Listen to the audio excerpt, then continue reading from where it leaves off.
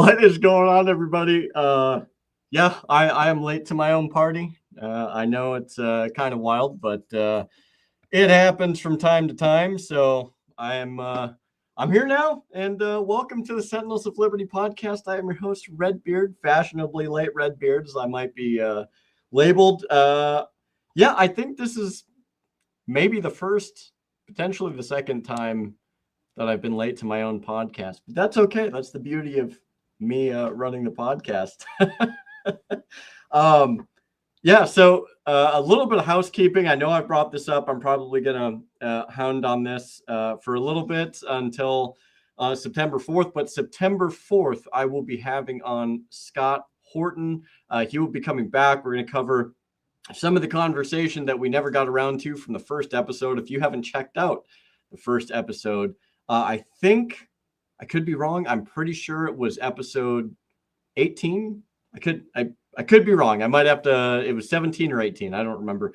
But go back, check out that episode. Scott is great. I've been a huge fan of his work, and I'm really excited to have him back. And I hope you guys are too. I hope you're looking forward to having Scott back on the show, and hopefully you guys will be able to learn a little bit from him.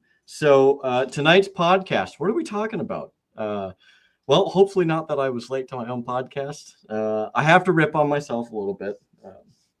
Doesn't happen often, but it does happen. So tonight's topic, we're going to be talking about the U.S. empire and essentially how this whole thing has been kind of risen from the ruin of the Republic. And I'll kind of get into that. It's not going to be a super long episode, but I hope you guys get something out of this.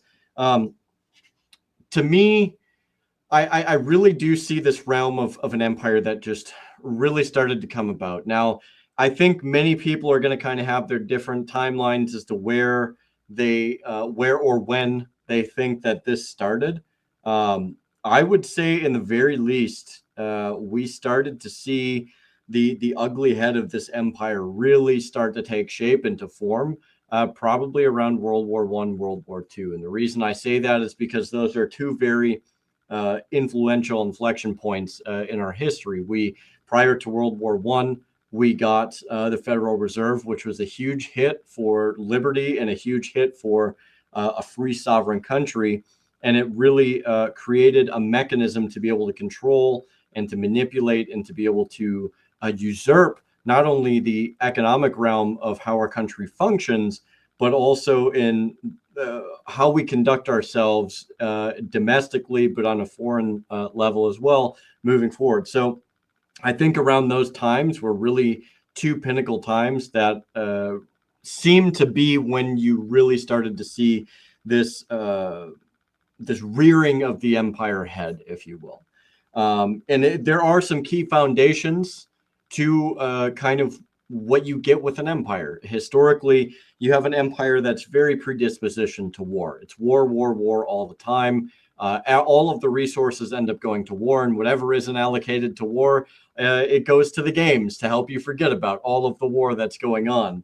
And with war, you get the usurpation of liberties and rights, and so many of these basic functions and mechanisms that would otherwise be used for society, and eventually it all tends to go away just to feed the war machine. And you can't have the war machine without having a form of central bank or a central currency in which you can use to further fund, subsidize, and buff this war machine that just never stops turning. And so I think along with these other things, you see hedonism, you see debauchery, you see a lot of other things that really bring into question the moral ruin and fabric of that society. And with all of these different things considered, you also have arbitrary lawmaking. So just making up laws wherever you want to, whenever you want to, laws that certainly violate the rights and liberties and of the individuals that live within that country. But in conjunction with that, one of the drivers and the mechanisms that you tend to see within empires is there's never been a tragedy that goes unused. There's never a sense of chaos or discourse that they can't use in order to make those laws, to usurp those rights and to usurp those liberties, only for them to turn around and say, we're doing it for your good. We're in a very interesting phase here where, while I do think that we are becoming more and more of this empire with each and every day, it still does stand to reason that many of the constitutional principles are still kind of brought along. There are certain things and maxims that have been around for quite some time that I feel like they invariably kind of have to keep. Otherwise, they're going to have much more discourse than what they feel they can handle. And by they, I say the U.S. federal government, the elites, whatever it is that you want to call these individuals, they are clearly at the top of the pecking order when it comes to the empire. I just want to take a couple moments here quick before we start delving a little bit more into this. Centerline Systems, great to have you stop in. Really appreciate your support. David, great to have you here. Chuck, always great to have you back in the house. Really appreciate all the support. Thanks, everybody, for coming out. Feel free to throw some comments, likes, and if you even like what you see, toss me a subscribe. Every little bit helps. And even if you comment after the show too, that also helps with the algorithm. Really, really appreciate everybody who takes the time out of their day to come and see the content that I put out. I don't ask that you always agree with me. Granted, I don't think that will ever be the case, but I do ask that you give me an opportunity to state my cases, and hopefully we can have a meaningful discussion here. I just want to take a look here. Checking money. National security state. Yeah. I mean, when you look at the collectivization and the consolidation of power, I mean, invariably, this is one of the main things that you start to see when it comes to the building of an empire and the ruin of a republic. And we saw this with Rome. Rome had a very, very short-lived run as a republic, and it eventually became this overwhelmingly grotesque, monstrous empire that invested everything into this security state, if you will, and invariably it didn't save the empire. It did not save the empire. Shocker there. And there's a lot of history that tells us that it never will. That graph over on the chat showing the S&P cash. It's when Nixon dumped the gold standard. Yeah, I mean, there's a lot of great information in graphs. I've had, so one of my favorite people in the world, Tom Edlam, who I consider kind of as my personal resident economist. I love the guy. He's super smart, but he does a really good job of getting more in depth as it pertains to graphs and being able to cite certain areas of how the economy works. But more importantly, we've had some pretty interesting discussions. If you go back and look at some of our discussions, we talk about the Federal Reserve. We talk about the state of play as it pertains to gold and how all of these different things are really come together and affect the entire situation.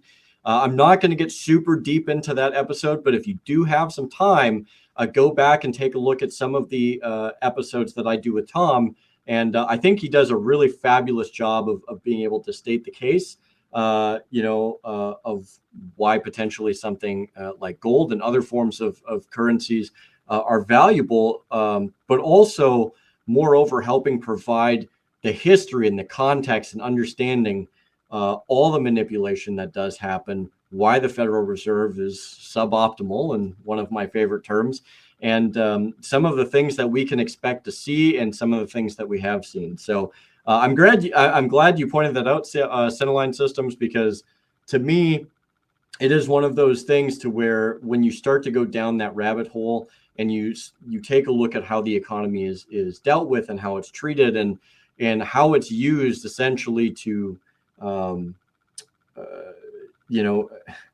kind of manipulate the market. Well, it's usurped by the way of manipulation and usury. And when you have individuals like the Fed that can just magically create something out of nothing, and you combine that with inflation, deflation, so many other things, it really becomes a very interesting subject. And I think, again, if you go back to some of the previous episodes, Tom does a really good job of being able to explain that in a way that I potentially can't. So I appreciate that. And it is an interesting graph, to say the least. So I kind of went over some of the core fundamentals of what creates an empire. And the first one that I want to talk to is war is invariably a mechanism of control. When you look at what role war plays, and whether it's the United States, whether it's Rome, whether it's Greece, whatever the case is, war has always been used to justify tyranny and tyrannical actions at home as much as it is abroad. When you have enemies, both real and pretended, when you have the groundwork and the basis for being able to argue, like, well, we have to do this. It's for national security. It's for this and for that. What you end up getting is a situation in which they get a taste of this power. They get a taste of this authority. It's not really a war, right? That's what they love to say, is it's not really a war. You know, we only threw a couple missiles over there. However, when you look at our founding fathers as to what they considered to be warfare, it was simply any action of violence against another state or sovereign or nation or people by a sovereign, right? So it wasn't defined as to what the maximalist term for what war is. It was like, no, anytime that you aggress, anytime that you impress violence upon another sovereign, another people, whatever the case is, it is an act of war. That's what they considered. And they went based off of not only experience, but also what was considered to be more of the general definition of what war was of the time. And when we look at different empires in comparison, a lot of people love to use Rome.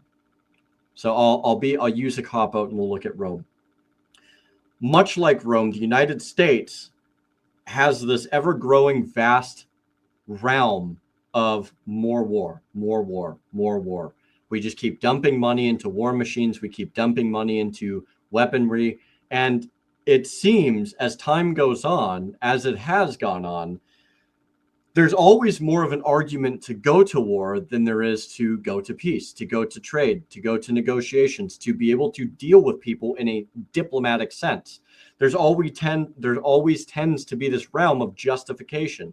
Well, it's not really just taking over land. We're not really getting involved with these countries. We're just simply, we just simply want to bring them into something like NATO. We just simply want to, talk to them about a few things. And by extension, NATO is the US. Regardless of what countries are there, it is essentially NATO is essentially an extension of the US war machine. It is the United States for all intents and purposes.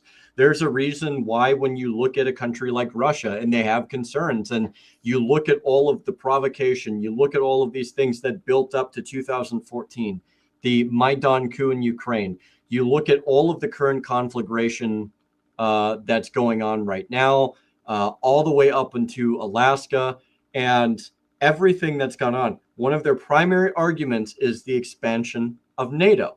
And if we're going to come away with this realm to where the United States funds NATO, supports NATO, and is predominantly the primary mechanism in NATO, it is thereby an extension of American will and American power.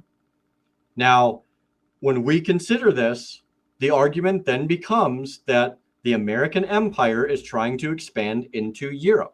We have a bunch of fledgling countries in Europe that we support, that we fund, that we give weapons to. This is an empire. And when you look at all of the wars that we are currently in right now, and there are a lot of them, Somalia, Yemen, we're funding the one, well, it's not even really a war. It's the absolute desolation of another people, but we're funding Israel. We're funding Ukraine. And there's so many other unspoken areas, notwithstanding Syria. The list goes on and on and on and on. We're dropping bombs, we're funding these, and all of these different things come back to the very epicenter of the fact that it is constant war. And that is constant war that they will use to justify, well, we have to bring in something like the Patriot Act. Well, we have to, track and monitor. Well, we have to censor speech. Well, we have to do this. We have to do that. It's always the exception, this whole thing for your own good, in order for them to not only maintain their control, but to ensure that their wars continue. And backing all of these wars, you have this monstrosity, which is the Federal Reserve, that helps subsidize and fund and keep this monstrosity war machine going. Empires always seek more territory, and they will use war as a catalyst to justify the taking of territory and the usurpation of liberty and rights. War is one of the most diminishing mechanisms to individual liberty and rights, as well as the liberty and rights of the state, because what it eventually does is it starts to draw and consolidate all of this power into a central apparatus, which is the federal government. Have you noticed that over many decades, I would say the last 4 decades, we can look and we can see the consolidation of power.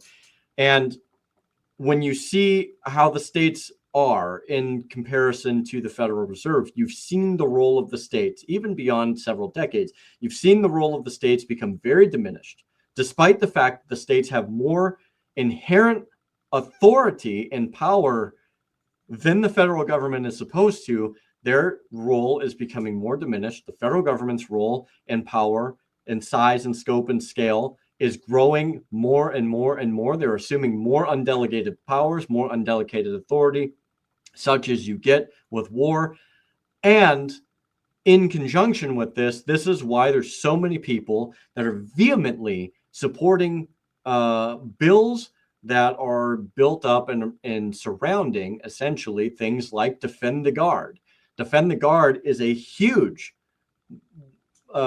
step forward to helping preserve the state's rights, especially as it pertains to the National Guard.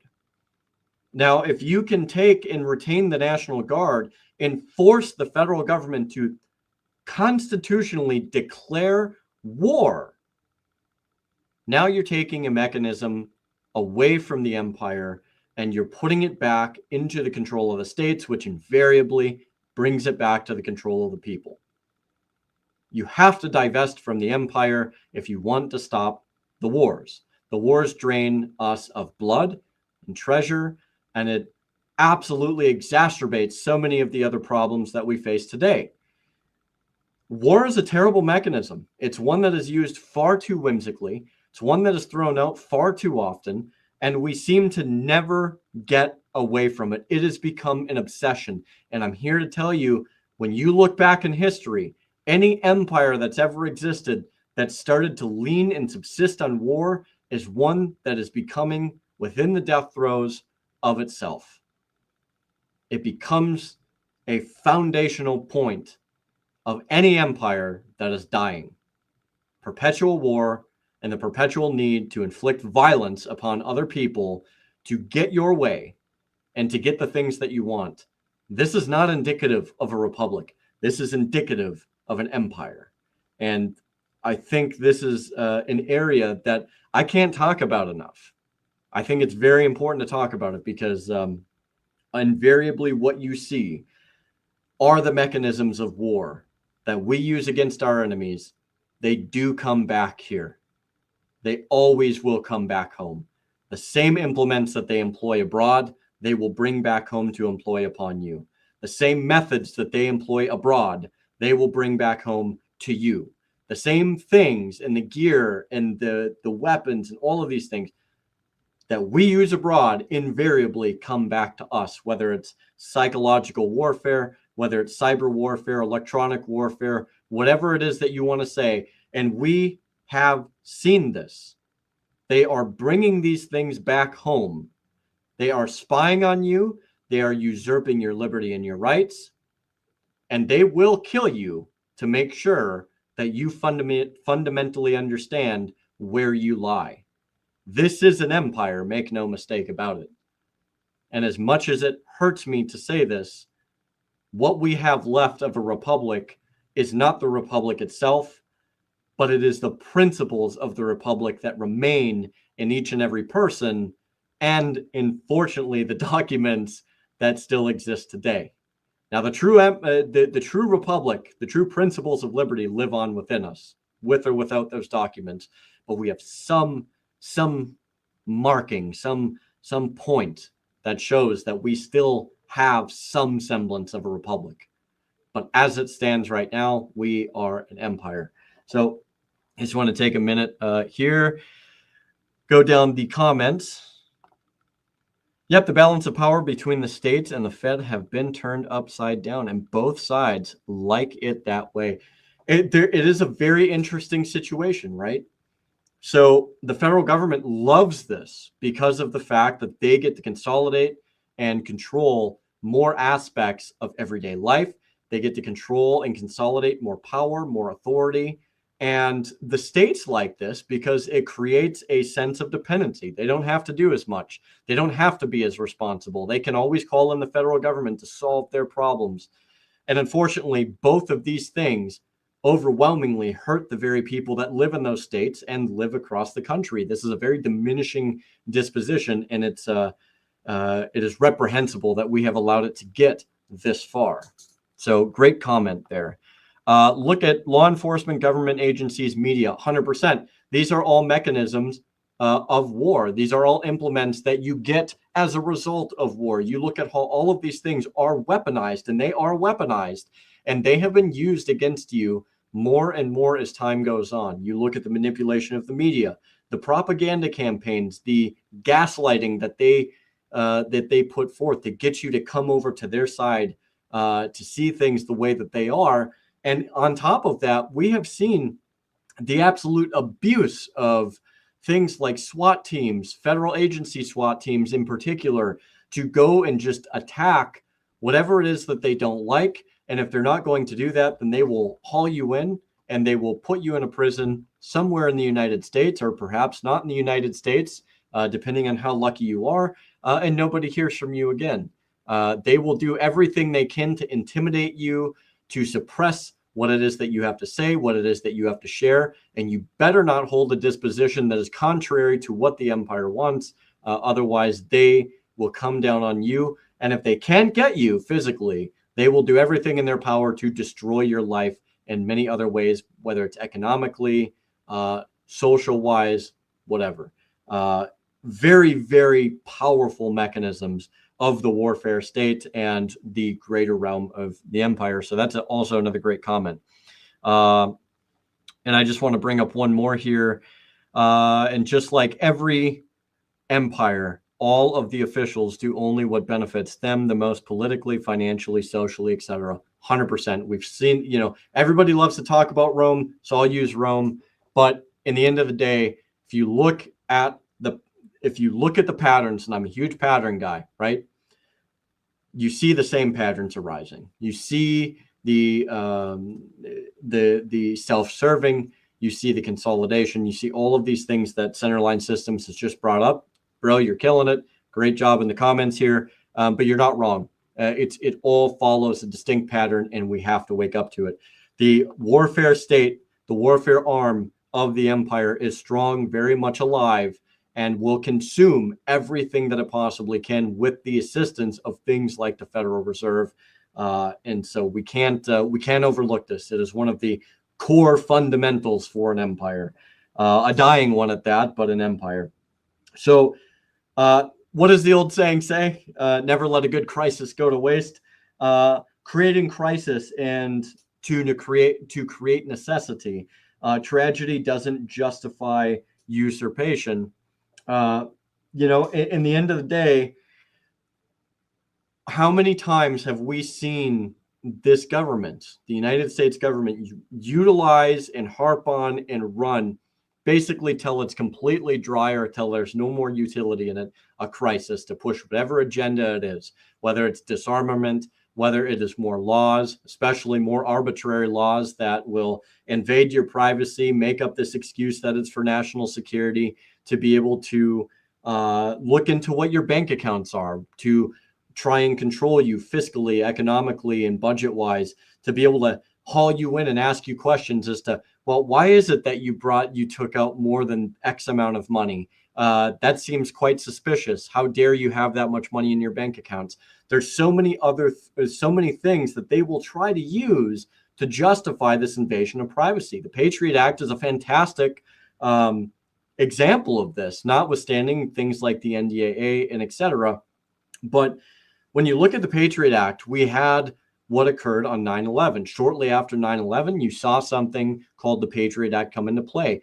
This opened up the door to unwarranted abuses of privacy, the invasion of your privacy, to illegally surveil. And I know what people are going to say, well, they put in all of this jargon, this legal jargon that makes it all appropriate and okay, but it opens up the door for so much more.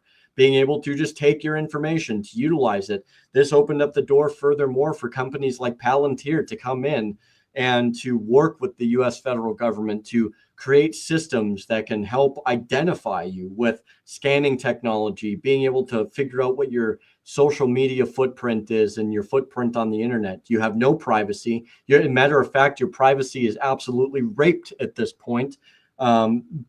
Because it's out of necessity. And I'm barely scratching the surface, but I think you guys and gals can kind of see where this is all going.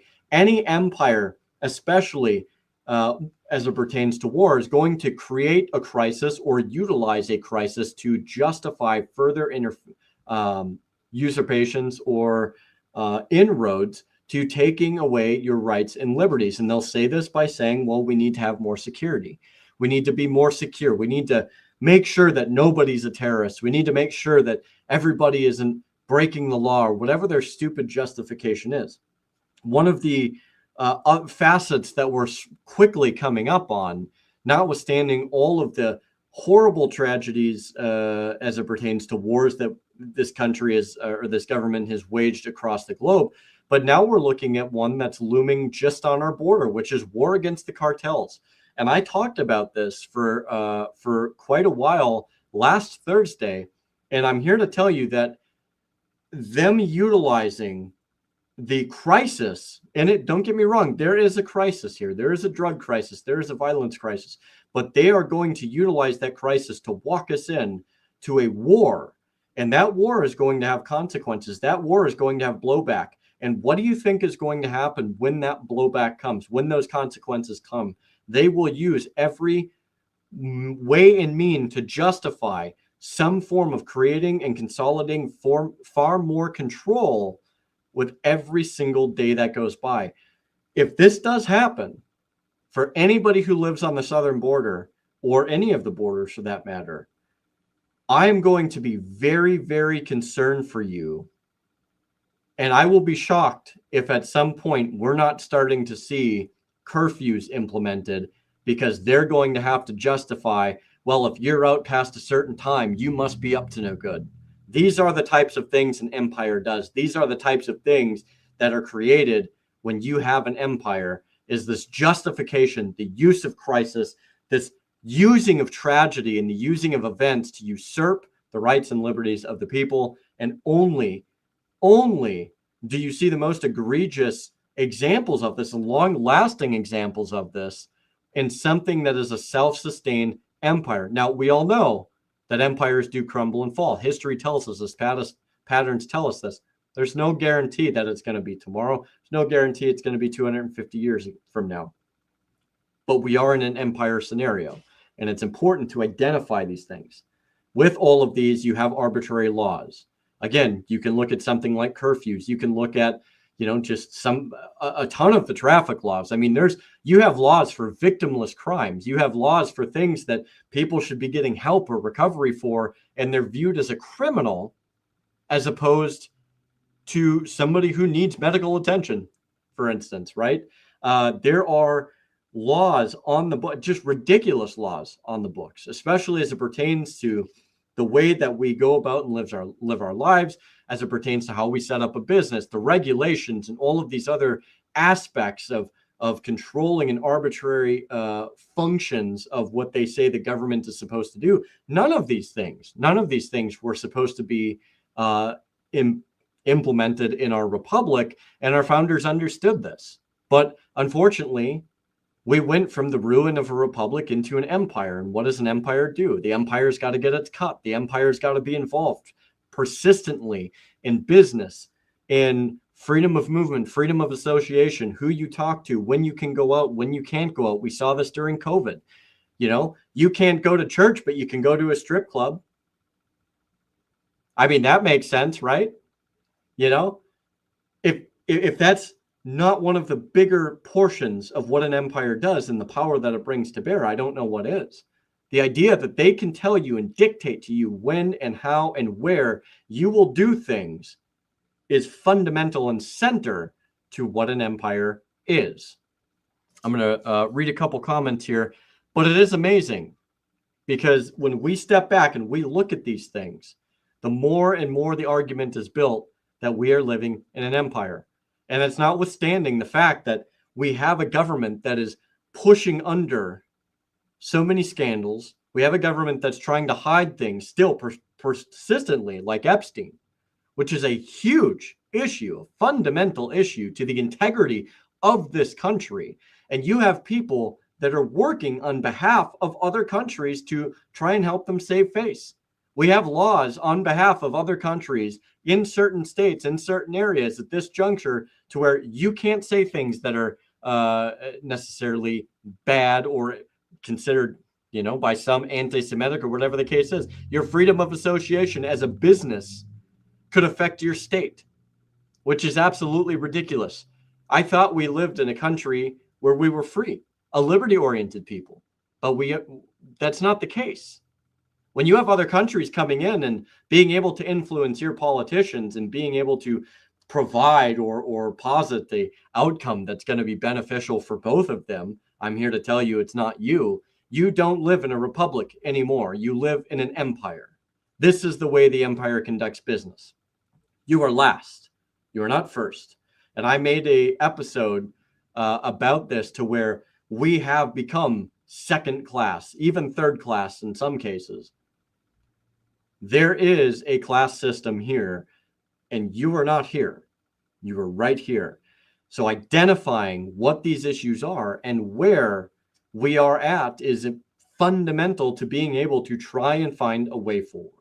So I'm going to take a minute here, just read a couple comments. There's a couple more that came in. Centerline systems one more time.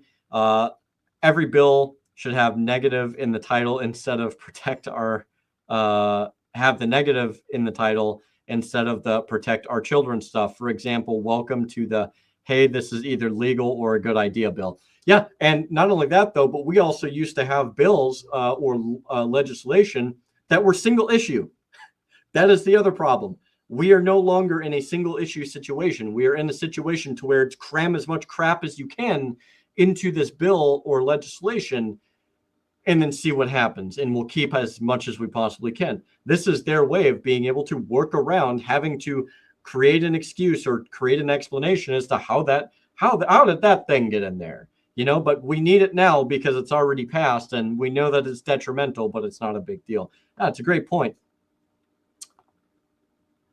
After Glenn Beck broadcasted how to impeach W. Bush, W. called him to the White House, cussed him out, and said that it doesn't matter who sits behind the Resolute desk. Deep state confirmed by a POTUS.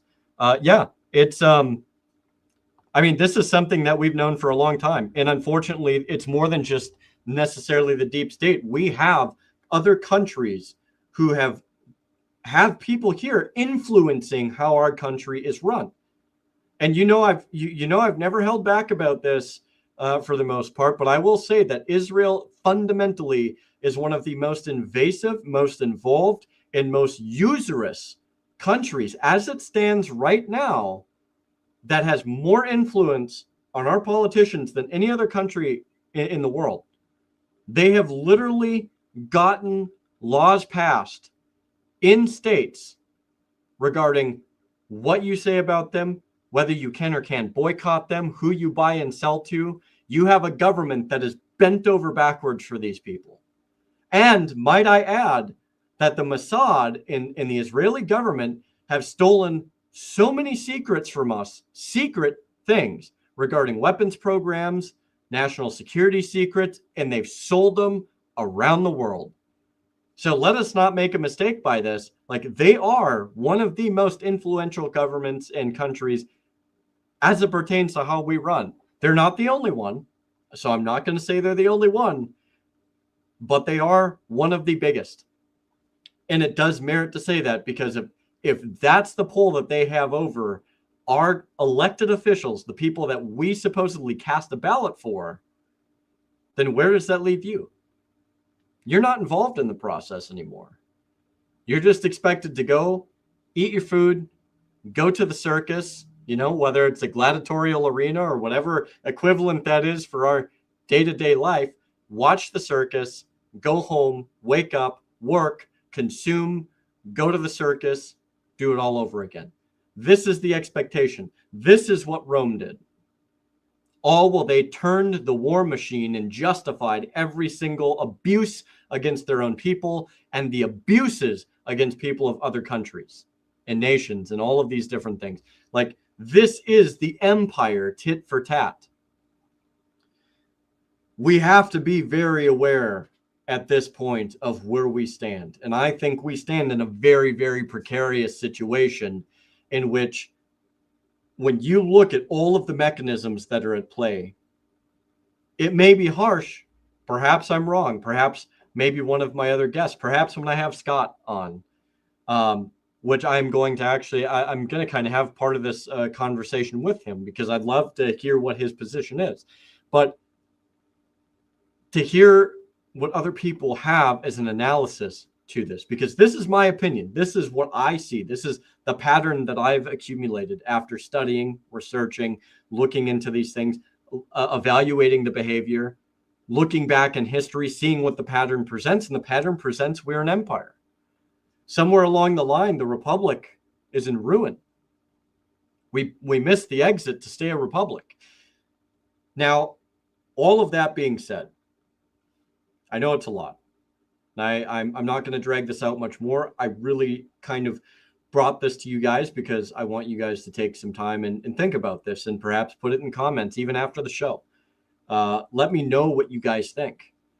But there is hope. And I know it seems like a long shot, but there is some hope. And I've said this a lot, that the hope exists. One, the hope exists within you as an individual. You carry that liberty with you everywhere you go, whether it's realized or unrealized. You have the flame of liberty in each and every single one of us. This does exist. What we decide to do with that flame is on us. If it goes out, perhaps there's a day that we can rekindle it within ourselves, right? It's an individual thing. But as individuals, we have also another option to come together, to organize, to group up, and to advance the realm of liberty. I would argue that the most effective way that we can do this, one of the most feasible long-term ways, but certainly one of the more instantaneous, well, instantaneous as fast as that can be, I guess, is at the local, community, and state levels. We have the greatest opportunity to create the change that we want.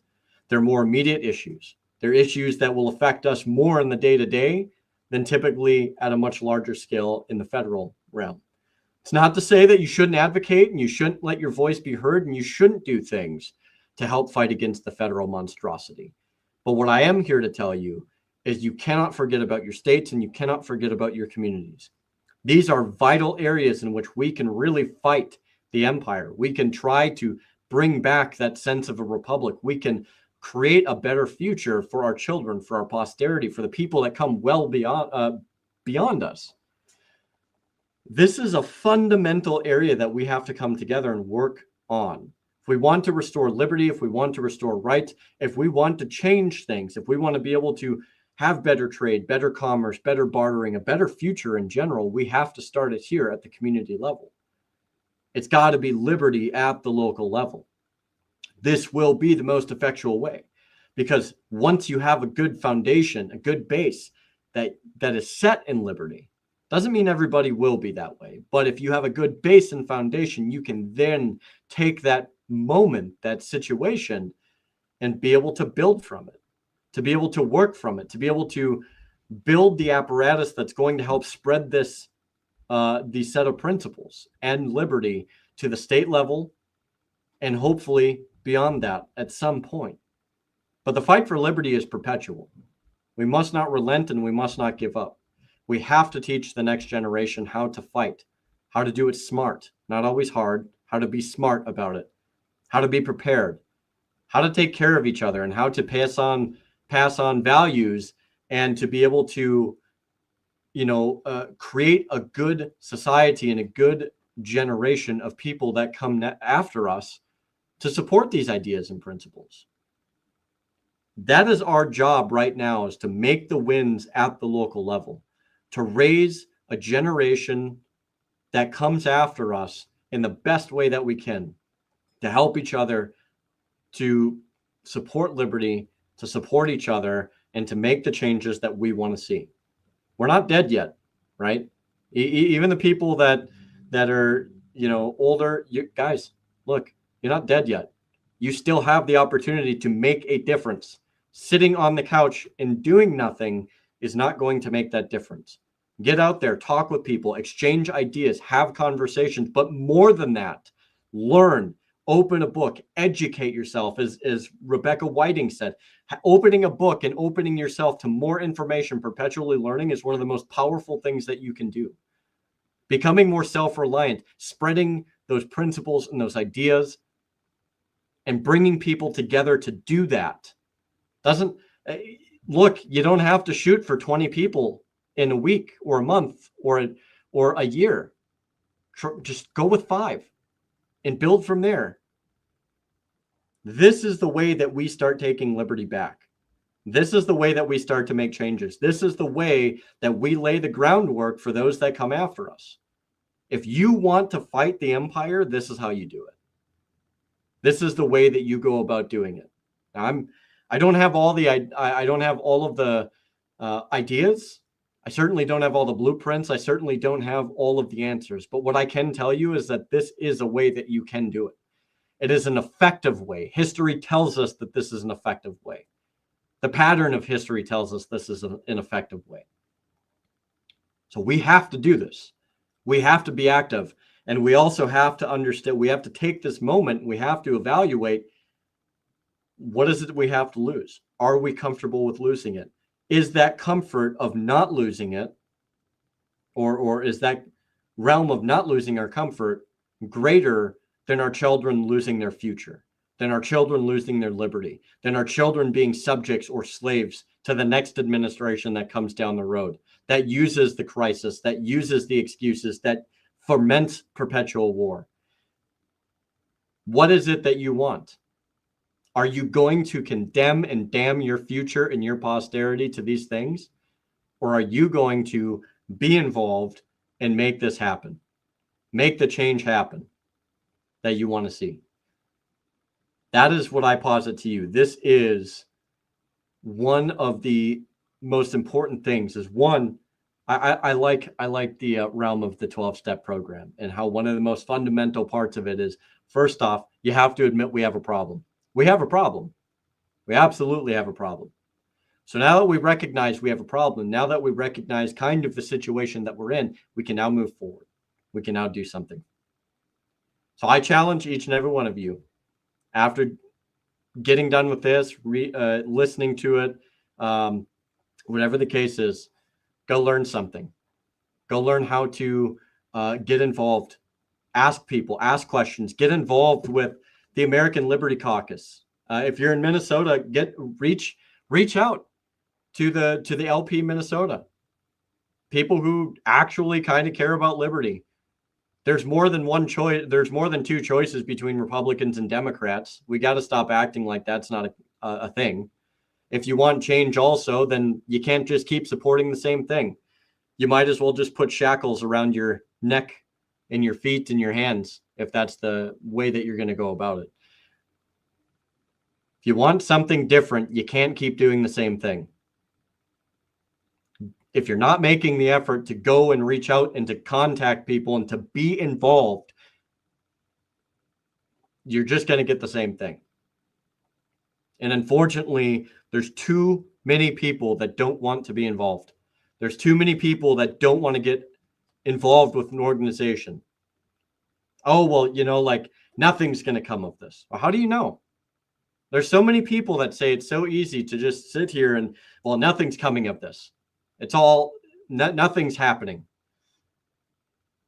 And when you tell yourself that time and time and time and again, and you're not involved and you don't see what's going on and you don't see the people that are involved trying to make a difference, if you're not involved in seeing the mechanisms that are at play, then of course, yeah, you're going to have a skewed perception of the fact that everything is terrible all the time. Everything is, it's horrible. It's hellfire and brimstone. You're never going to see the fact that there are people there. People like you that had the same perception as you until they got involved, until they met other like-minded people, and until they started being the difference they wanted to be. That doesn't mean that you're going to win every time. You're not going to win every time. But I'll tell you how you lose every time: by sitting around and complaining and not doing something to affect the outcome, not doing something to affect change. And like I said before, coming right back around to our posterity, you will condemn them and damn them far beyond anything we've ever experienced if you continue to go down this path. So that is my challenge to you. Go forth, learn things, get educated, open up something by Hayek or Rothbard or Ron Paul or so many of these other people. Go back and look at the founding texts. Go take classes from Chris Ann Hall at Liberty First University. It's an amazing courses. They do such good work there. I've gone through their classes. I love it. It's well worth the $20. I think it was like $15 or $20. What is your liberty and your future and your children worth to you?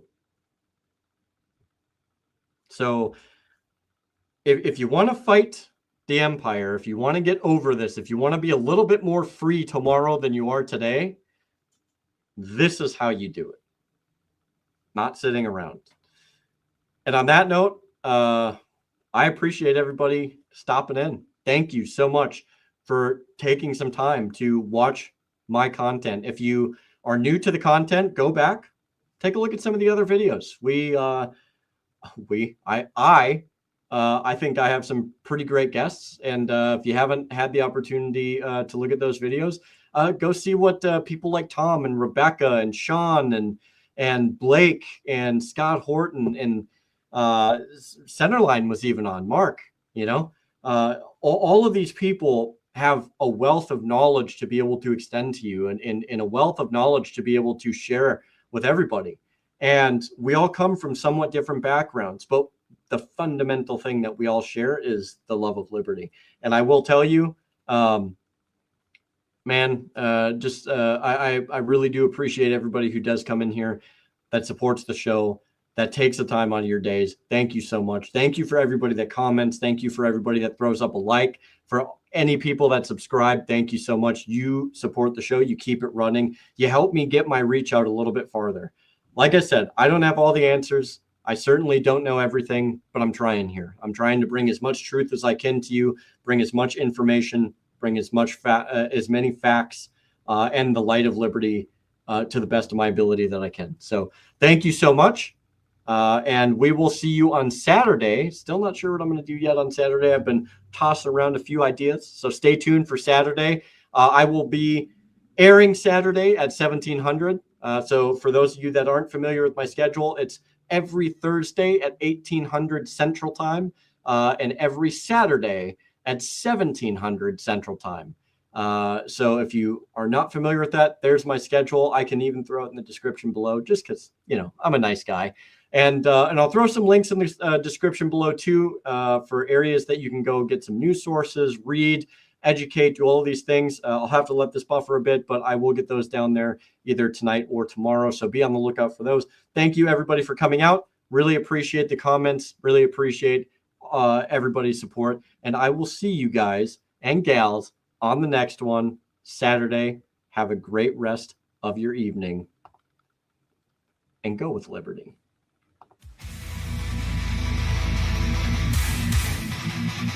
Steel-clad fist, rise in the